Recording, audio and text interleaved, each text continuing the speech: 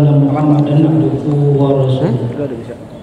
Qala Allah Ta'ala fil Qur'anil Karim wa anna al-masajida lillahi fala tad'u ma'allahi ahada.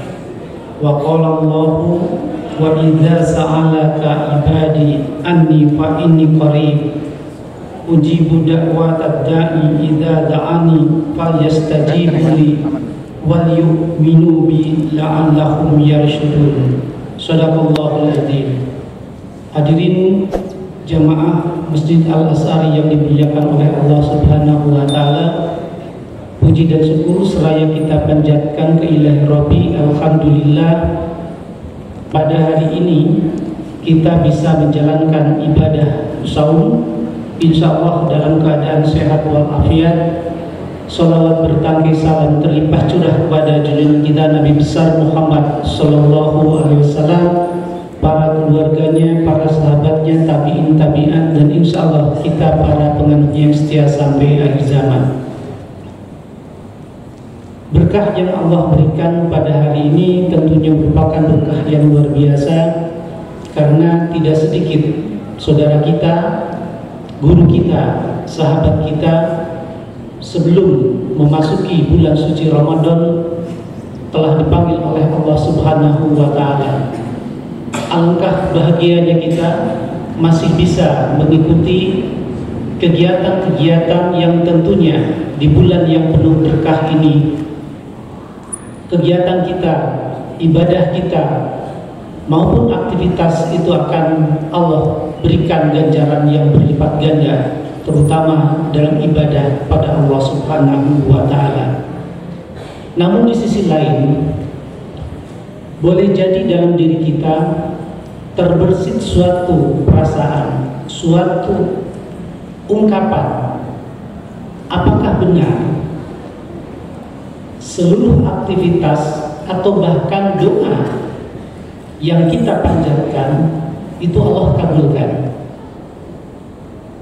Atau terkadang boleh jadi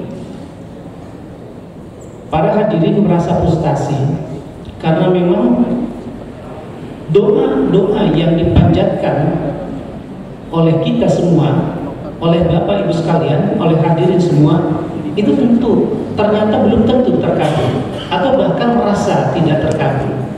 Nah, oleh karena itu dalam kajian ini saya diminta oleh Masjid Al-Azhari, oleh pengurusnya, untuk menyampaikan satu ayat yang tentunya ayat ini diapit dengan ayat sebelumnya berkenaan dengan saum Ramadan, yaitu di ayat 183 sampai 187.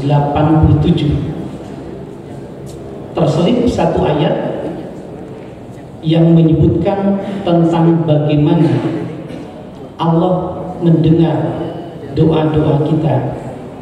Oleh karena itu Bapak Ibu sekalian, hadirin sekalian yang dirahmati Allah, jangan sampai kita berpikir bahwa Allah tidak mendengar kita, bahwa Allah tidak pernah mengabulkan doa kita, bahwa Allah tidak pernah meluruskan atau memuluskan keinginan kita. Boleh jadi Allah tidak pernah mengabulkan itu karena saking cintanya kepada hambanya, saking cintanya kepada umatnya, saking cintanya kepada kita, sehingga Allah tidak dengan serta-merta mengabulkan apa yang diinginkan oleh kita. Hadirin jemaah Masjid Al-Azhar yang dimuliakan Allah, ada satu ayat yang termaktub di dalam Quran surat ke-40 ayat 60 yang berbunyi, wa qala rabbukum, dan Tuhanmu berfirman, ud'uni astajilakum. Ud'uni astajilakum ini adalah berdoa kepadaku. Innal ladzina yastakbiruna an ibadati sayadkhuluna jahannama dakhirin. Niscaya akan kuperkenankan bagimu sesungguhnya orang-orang yang menyombongkan diri dari menyembahku akan masuk neraka jahanam dalam keadaan hina-hina.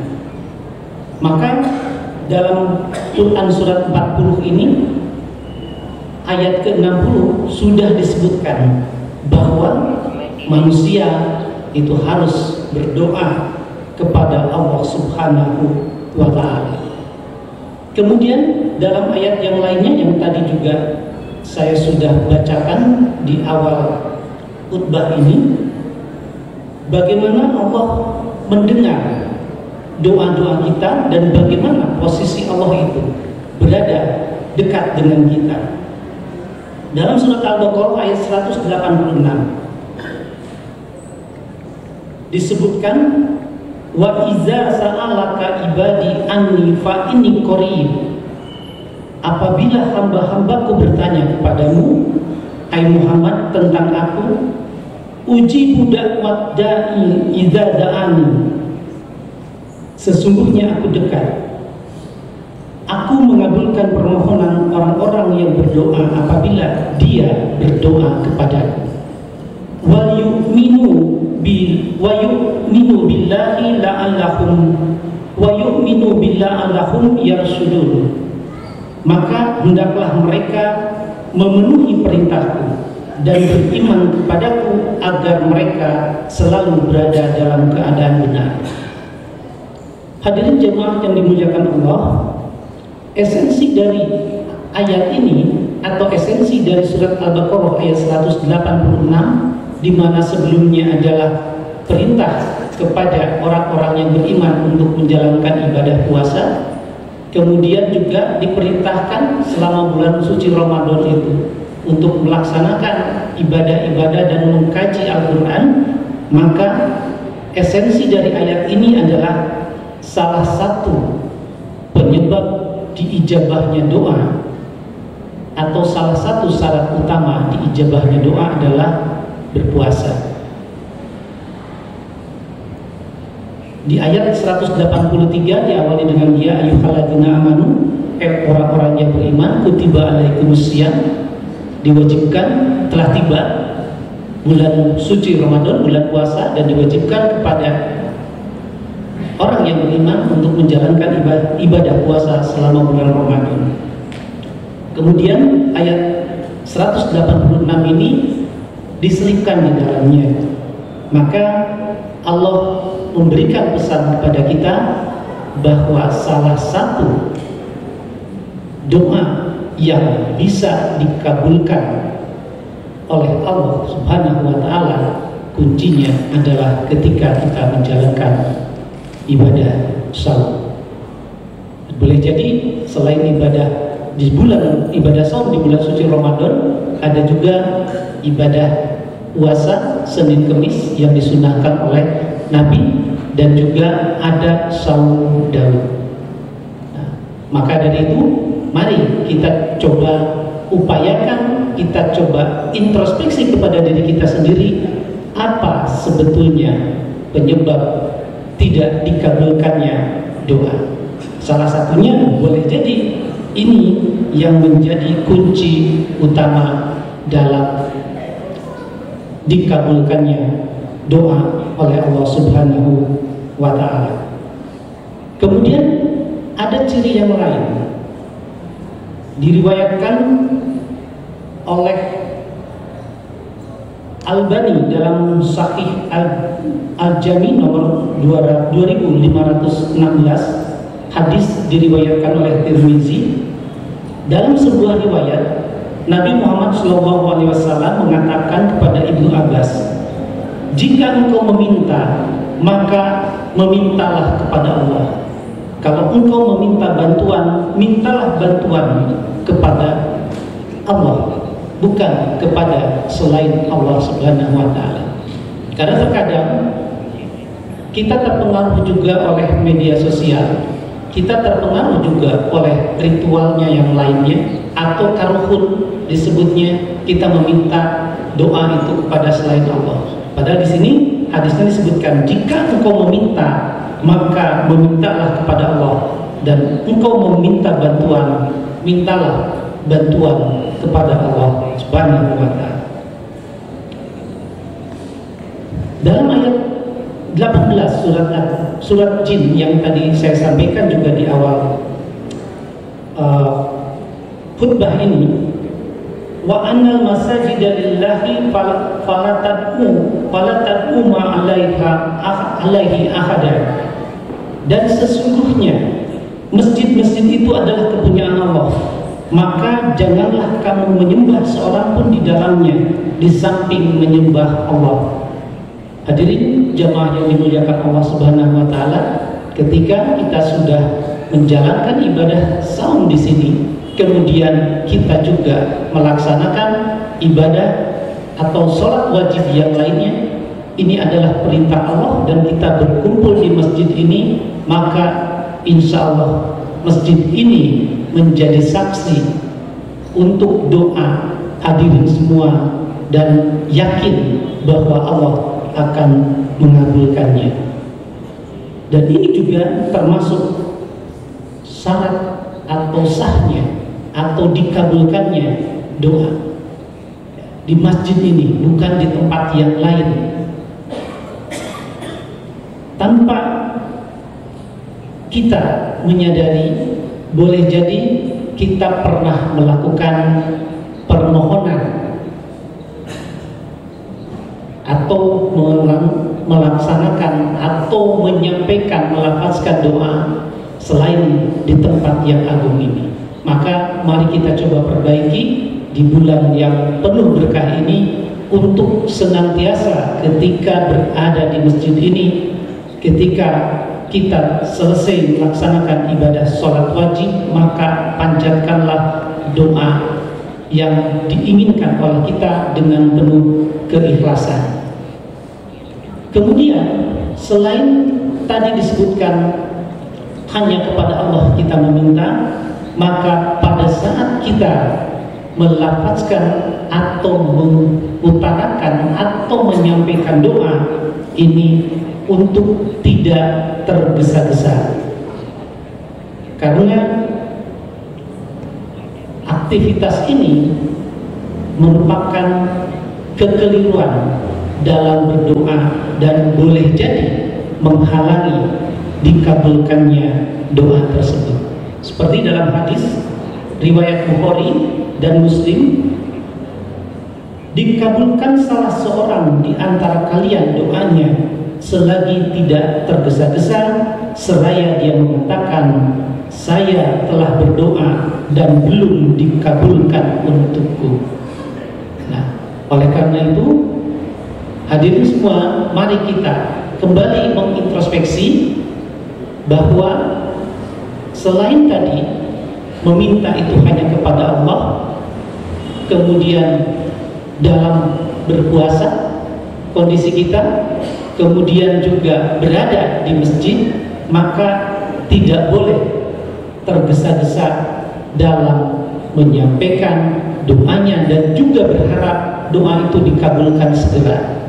Karena Allah boleh jadi memberikan jalan kepada kita untuk mengabulkan doa itu dengan cara Allah Subhanahu wa Ta'ala tentunya, atau boleh jadi doa itu tidak dikabulkan karena khawatir umatnya tergelincir untuk tidak lagi meningkatkan ketakwaan kepada Allah Subhanahu wa Ta'ala.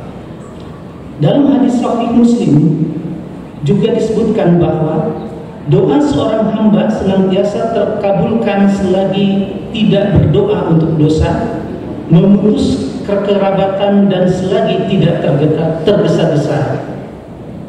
Ada yang bertanya, wahai Rasulullah, apa tergesa-gesa itu? Rasulullah menjawab, dia berkata, aku sudah berdoa tapi aku tidak melihat dikabulkan, sehingga dia merasa kecewa akan hal itu, lalu dia meninggalkan doa. Mudah-mudahan kita tidak termasuk orang-orang yang sudah kecewa atau sudah frustasi dengan doa yang kita panjatkan namun belum terkabul.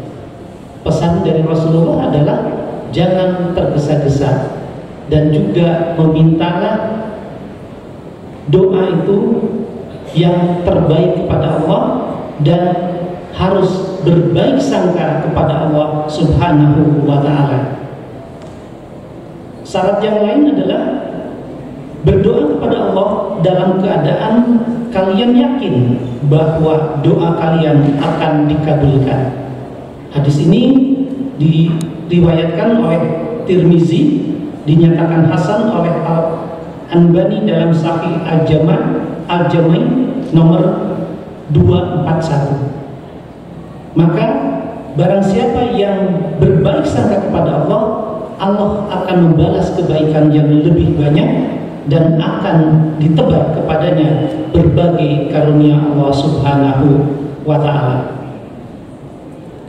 Kemudian yang berikutnya adalah boleh jadi tertolaknya doa kita adalah hadirnya hati yang kotor atau tidak disertai dengan hati yang bersih.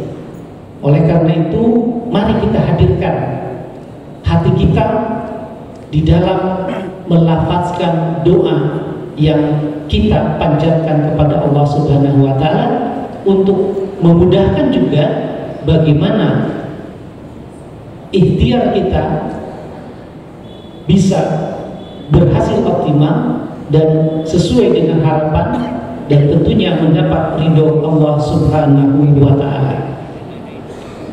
Kemudian yang lainnya, boleh jadi doa kita itu tidak dikabulkan oleh Allah Subhanahu wa ta'ala karena dalam diri kita berada atau bersemayam makanan-makanan yang diharapkan oleh Allah Subhanahu wa ta'ala. Oleh karena itu,